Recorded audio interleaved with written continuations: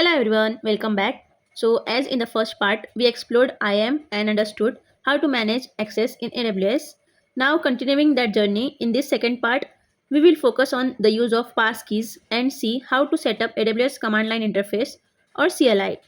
So first, the AWS CLI allows us to interact with AWS services directly from the terminal, making it much easier to automate and manage resources without always relying on the console. So in this video, I will show you two main ways to use AWS CLI. First, by installing it on your local system, like on Windows, Linux or Mac operating system. And the second one is by using AWS Cloud Shell, which doesn't require any installation and comes ready to use inside the AWS console. So let's begin. Starting first with Windows, go to the Windows search bar and type command prompt. Then type the command AWS version. As you can see, AWS CLI is not installed yet. So let's install it. Open a browser and search for AWS CLI. Click on the official AWS documentation link. Here you will find the download link for Windows. Click on it. Once the installer is downloaded, open it. The installation will take few minutes.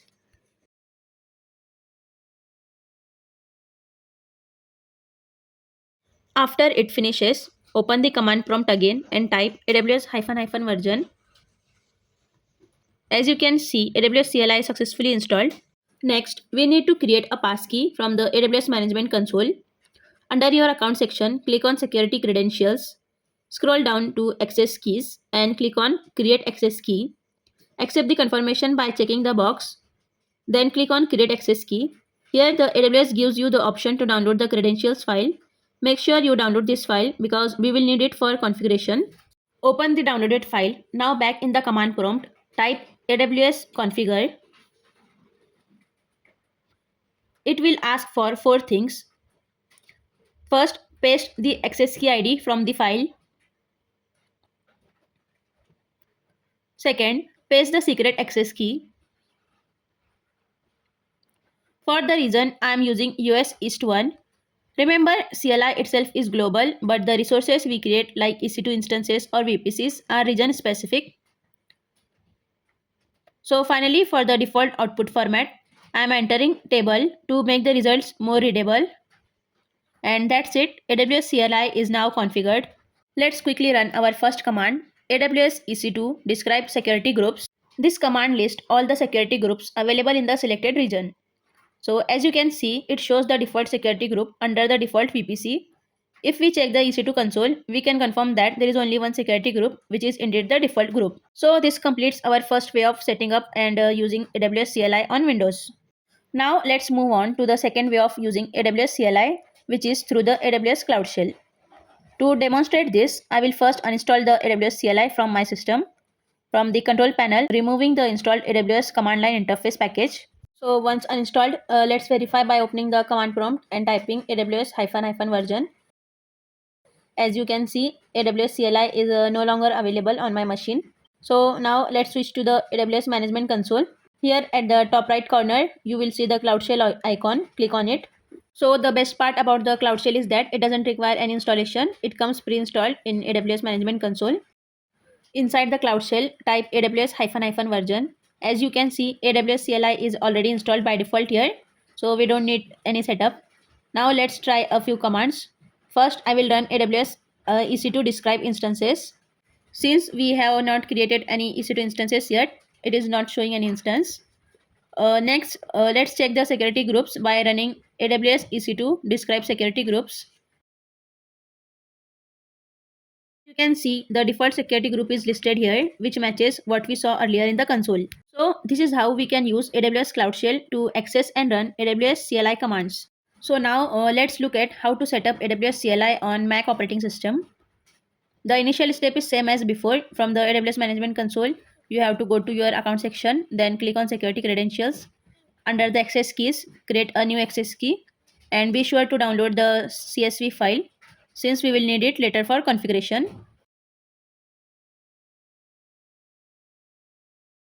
Next, we will install the AWS CLI on Mac operating system. Open your browser, search for AWS CLI Mac installation.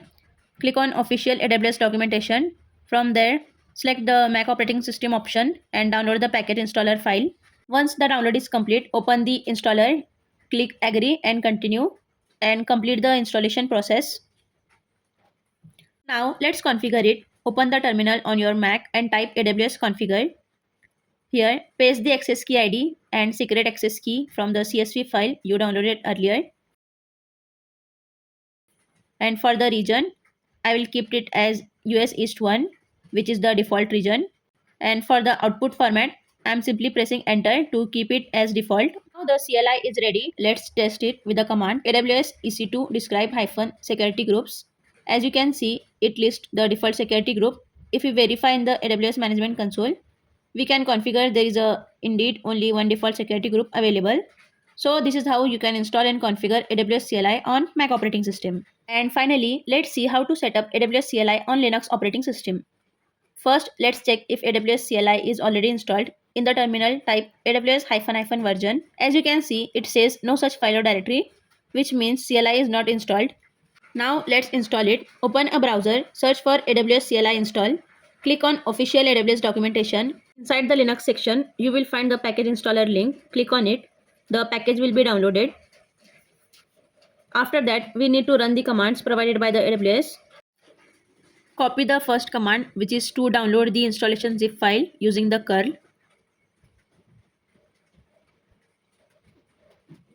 Next, unzip the file using the unzip command. And finally, run the installer command. As the installation is complete, let's check again with AWS version. So as you can see, the CLI is now installed successfully. Now let's configure it. Go to AWS Management Console, click on your account and open the security credentials. Click on create a new access key and download the CSV file.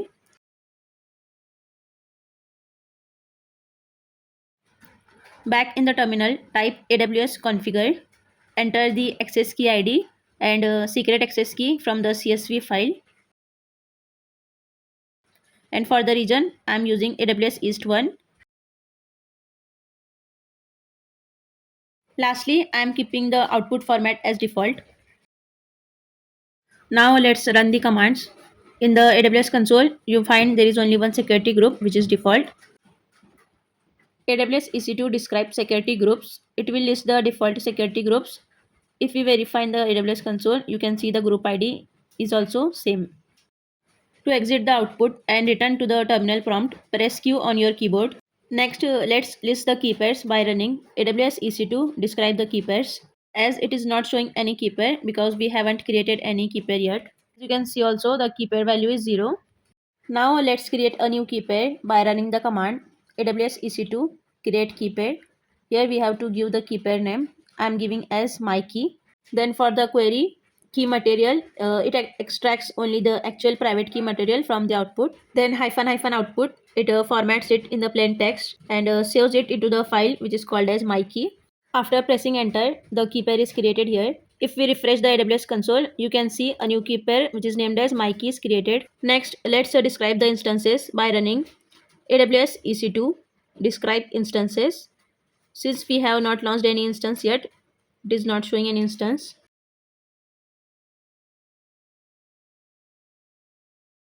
So let's create a new instance by running the command AWS EC2 run-instances. Here we have to give the image ID. So I am copying the Amazon Linux AMI ID from the console, which specifies which operating system image we want. So for the instance type, I am giving as 𝗃2.micro, which launches a free tier eligible instance. Then --key name, I am giving as my key, which ensure the instance is associated with the key pair we just created. So after pressing enter, the instance is launched successfully.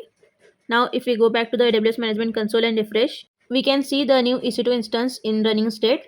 It shows as 𝗃2.micro that we have used and the default security group and the key pair my key that we provided. Again press Q to exit from the output. Now let's launch one more EC2 instance into a non-default subnet. First we have to run the command AWS EC2 run instances. Then we have to give the image ID. Then for the instance type, I'm using 𝗃2.micro. For the subnet, we have to go to the VPC, select any subnet, check for the availability zone as it is US East 1F. Copy that subnet ID and paste in the terminal. If you want to specify a security group, use a -- security group ID or IDs. Then we have to paste the security group ID here. I'm using the default security group just for demonstration. Copy the security group ID from the console and paste it in the terminal. Then for the key pair, I'm using the same key created, which is my key. To launch multiple instances at once, use --count, then the number that you want. If we go to the EC2 console, you can see that the two instances are in pending state. It will take few moments to make the instance in running state. The availability zone in US East 1F and the key pair is still my key. Now let's launch an instance with an additional volume attached.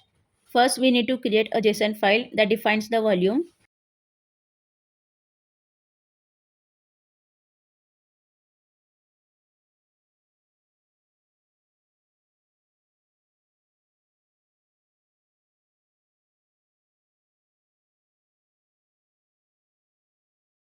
So here the first section attaches an EBS volume of 10 GB to the device 𝗲𝗃𝗃𝗃,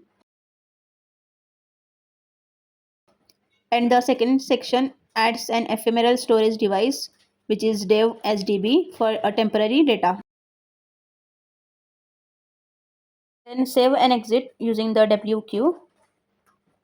Now we will run the command to launch an instance using this file.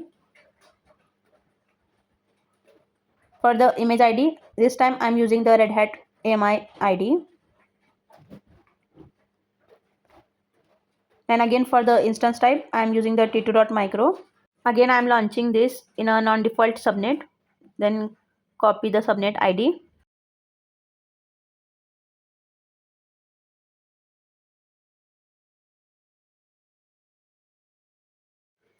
Block device mappings, then the name of the file, which is test.json, tells AWS CLI to attach the EBS volumes defined in JSON file to the instance during launch.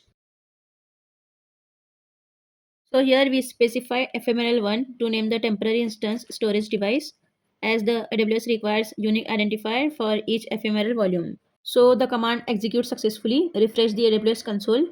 You will see the instance in pending state in US East 1E availability zone with the key pair my key and the 𝗲𝗃AMI. In the volume section, you will notice 3 volumes. The default 8 GB root volume created automatically with the previously launched instances, and the 2 additional 10 GB volumes, one for the instance and one for the extra volume we defined in the JSON.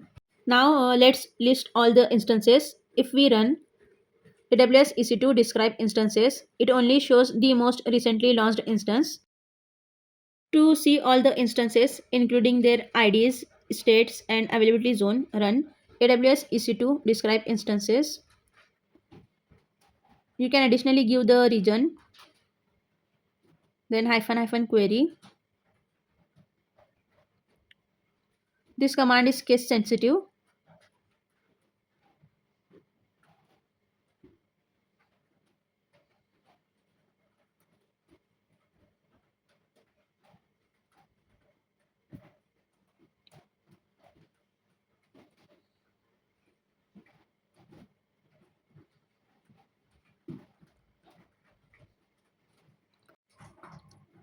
I want the output in table format, so that's why -output table. So as you can see, a table listed the 4 instances with their instance IDs, states, and availability zone. So as the instance ID is showing none, so we have to make the instance ID in lowercase. So here the ID is also visible, and all the instances are now in the running state, as you can see. Now let's see how to terminate an instance. AWS EC2 terminate -instances. Then we have to give the instance ID here. I'm copying the instance ID. As you can see, the code 16 means the instance was running and 32 means the instance is shutting down. If we refresh the console, we can see the instance is in shutting down state. Press the up arrow from the keyboard to see the last recent run commands. Now I want to stop the second instance. For that, AWS EC2 stop instances, then -- instance ID. So here the code 16 is for running and 64 is for stopping.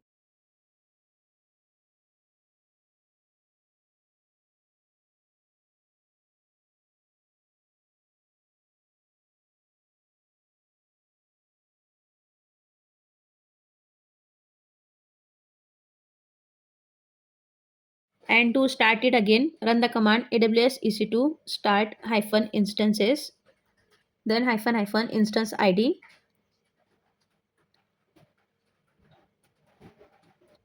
As the code for stopped instance is 80 and for the pending instance is 0. So as you can see, that instance is in running state now. You can terminate a single instance by giving the instance ID, or either you can terminate multiple instances at one go by giving the multiple instance ID in single command.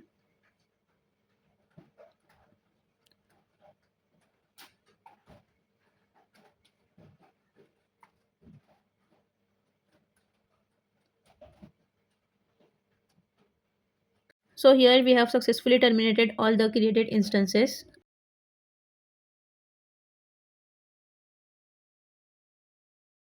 After this, if we go to the VPC section, there is only one default VPC. So let's create a custom VPC using AWS EC2 create hyphen VPC. Then here we have to give the CIDR block. So I am giving as 16. So it will create 65,536 IP addresses. If we check the console, the new VPC is created here. So let me rename it for clarity. For example, I am giving as demo VPC. So now let's list all the available VPCs in the table format. So here asterisk means all. So I want only the VPC ID here in the table format.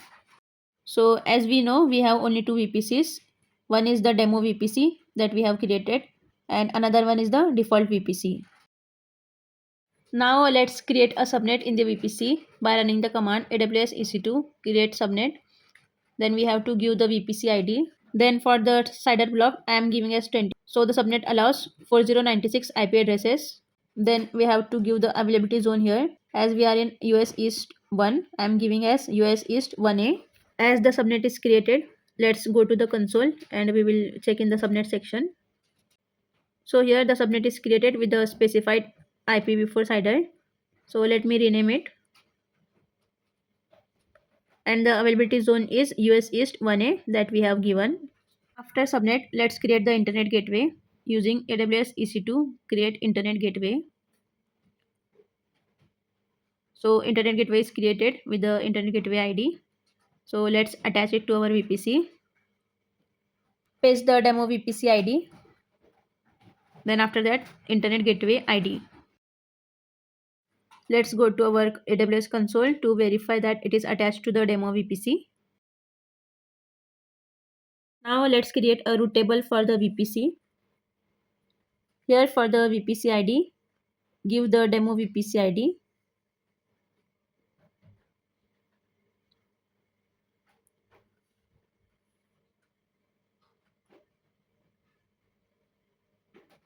So the route table is created. Let's rename it.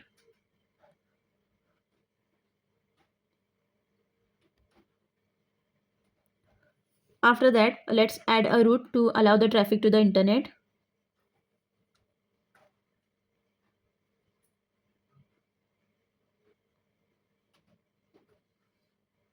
We have to give the route table ID that we have created just. As you can see here, we have to give the destination. So for the destination, I am giving the CIDR block as 0. So this directs all the traffic from the subnet to the internet gateway. And paste the created internet gateway ID. Return true means the route is added. In the AWS console, refresh it once. Then in the routes, you will find the destination is 0 and the target we have attached the internet gateway. So now let's associate the route table with the subnet. Give the route table ID. Then we have to give the subnet ID that we want to associate with that route table.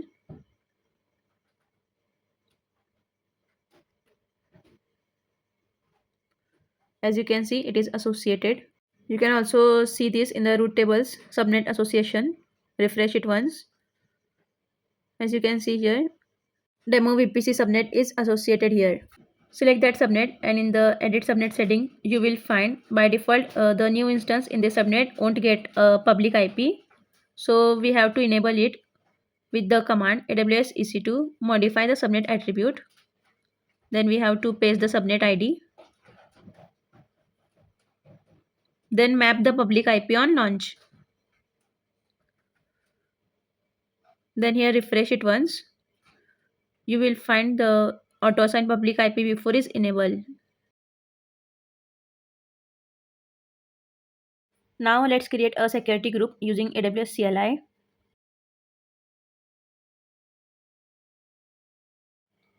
So here the group name specifies the name and description is optional. If we check in the AWS console, click on create security group, you will find we have to give the name and description also. So go back to the terminal. Here we have to give the VPC ID to associate it with the VPC. So the security group is created successfully. Let's check on the AWS console.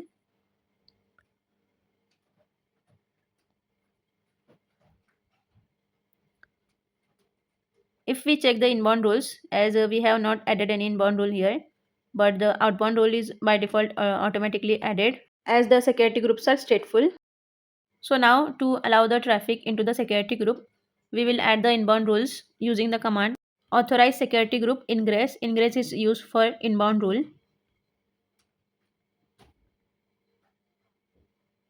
Then we have to paste the group ID. As you can check in the console for the reference, if we add any inbound rule, we have to give the type, protocol, port range and source. So same we have to give for the CLI. For the protocol, I am giving as TCP and port I am giving as 22 for SSH. Keeping the CIDR as 0. So this opens the SSH, which is port 22 for all the IPs. So as you can see in the security group, the inbound rule is added successfully. Now let's add one more rule, which is for MySQL port 3306 and allowing the traffic from another security group.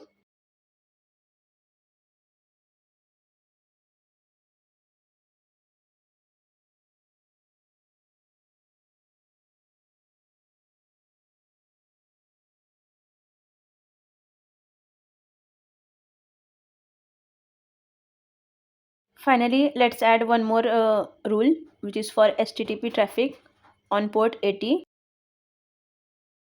and I am allowing it from all the IPs.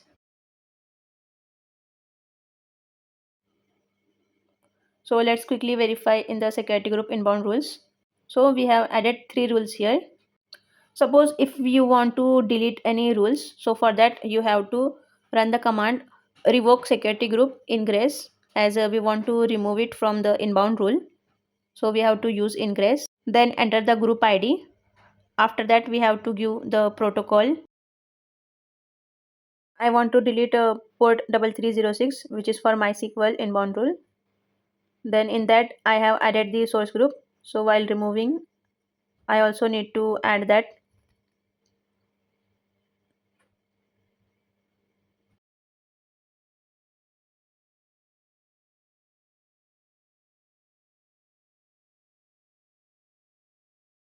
So after refreshing in the AWS console, the rule is deleted successfully. So after the inbound rules, let's add the outbound rules. Outbound rules are similar but allow the traffic leaving the instance. So for that we have to use authorize security group egress, as the egress is used for outbound rules. Then paste the group ID. We have to give the protocol. I am giving as TCP and port 80. I am adding HTTP here, and again keeping the CIDR as 0. So the outbound rule for HTTP is added. Now to allow MySQL traffic, which has a port number 3306, to another security group,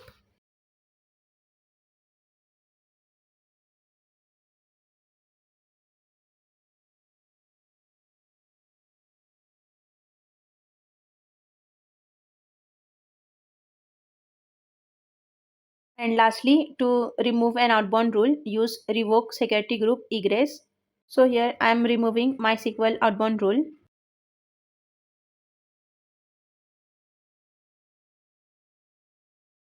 After using TCP for outbound rules, we can also add UDP traffic. UDP supports port 0 to 65535. So to allow all UDP traffic in a specific IP range, we have to run authorize security group egress. I am adding this as outbound rule. Then give the protocol as UDP, and port range you have to define 0 to 65535. And for the CIDR, I am giving the daemon CIDR. So this rule allows all the UDP traffic from this port range within the CIDR range that I have given. So once applied, we can verify in the AWS console that the outbound rule is active. Now let's launch an EC2 instance using the user data in the VPC and security group we created earlier. First, we create a file which is called as userdata.txt, and in that I'm adding the script update all the packages, install and start HTTPD web server, then enable HTTPD to start on boot, and using echo I'm creating a simple web page for testing.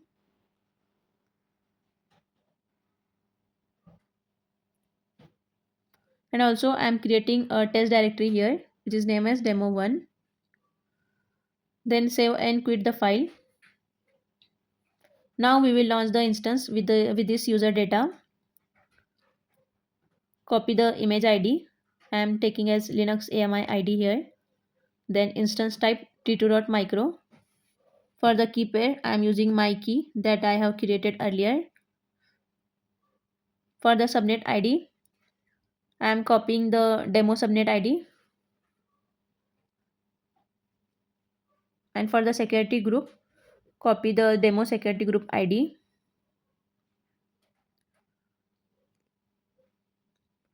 Then we have to add the user data.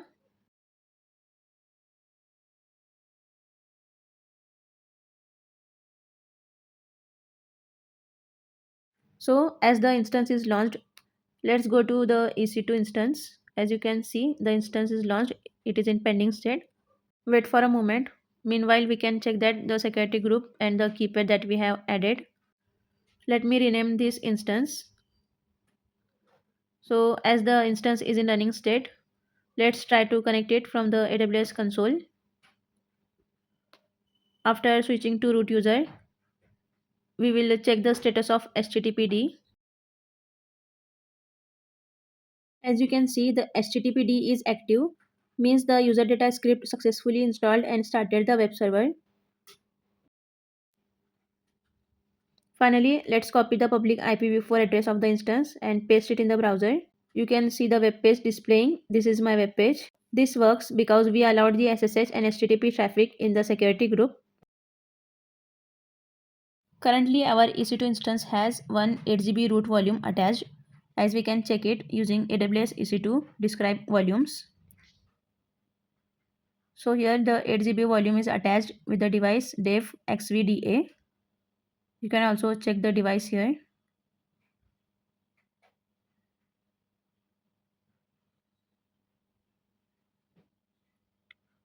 So now I want to create and attach additional volume here. So for that, first we have to create a volume. So here the availability zone must match to the instance availability zone that we want to attach. So our instance is in US East 1A. After that, I am giving the size as 1 GB, and we have to give the volume type here. You can check while creating the volume from the console. You have to give the volume type, size and availability zone. So I am giving the volume type as GP3. So it is created. Now we can verify in the AWS console under the volumes. Now let's attach this volume to the instance. We have to give the volume ID and then instance ID.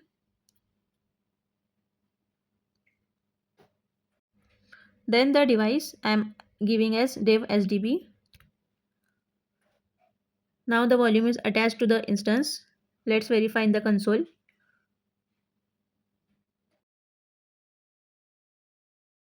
Then if you want to detach the volume, run the command AWS EC2 detach volume, then volume ID.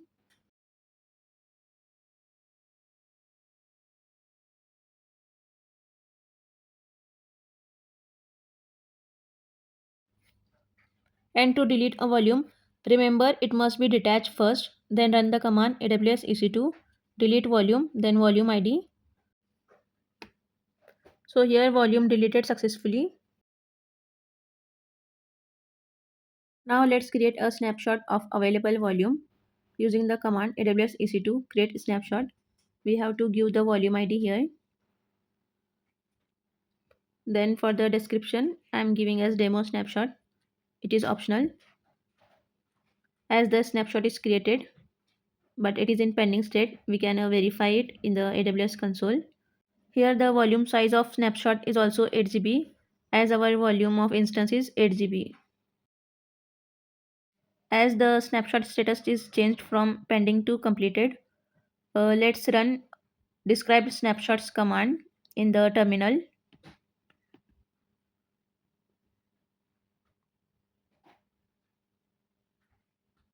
So here we have only one snapshot which is of volume size 8 GB.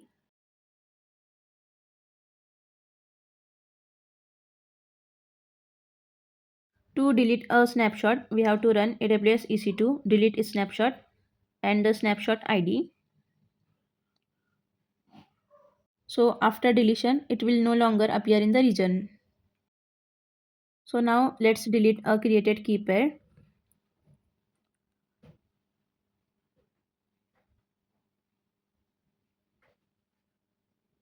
So the key pair is deleted.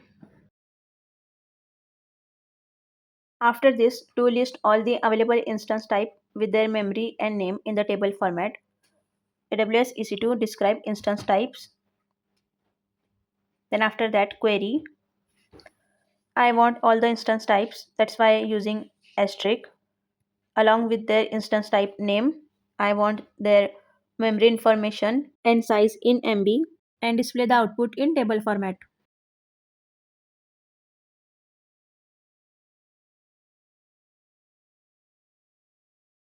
After that, as we can see, our instance is in running state. So I want to change the instance type. So I am running the command AWS EC2 modify instance attribute. Then I have to give the instance ID here. Then attribute instance type. I want to change the instance type from t2.micro to t2.nano. It is saying that the instance is not in stopped state. The instance type can only be modified when the instance is stopped.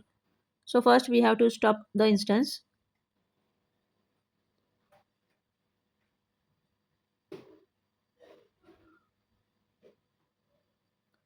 Then again run the command to modify the instance type.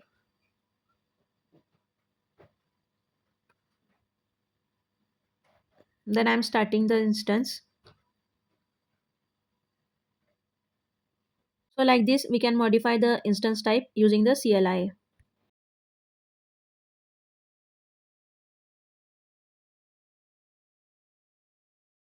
So now let's delete a created VPC.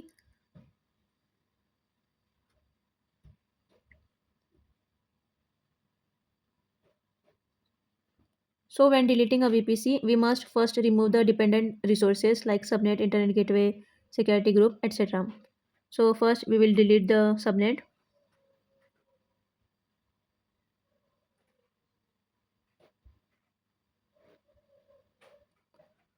Then we can run this command to delete the security group. So like this, after removing all the dependencies, you can delete your VPC. So that's it for today. We have successfully created, modified and cleaned up our AWS resources step by step using AWS CLI. I hope this video helped you understand the process more clearly. If you have any questions or doubts, feel free to ask them in the comment section. Thanks for watching and stay tuned for more videos.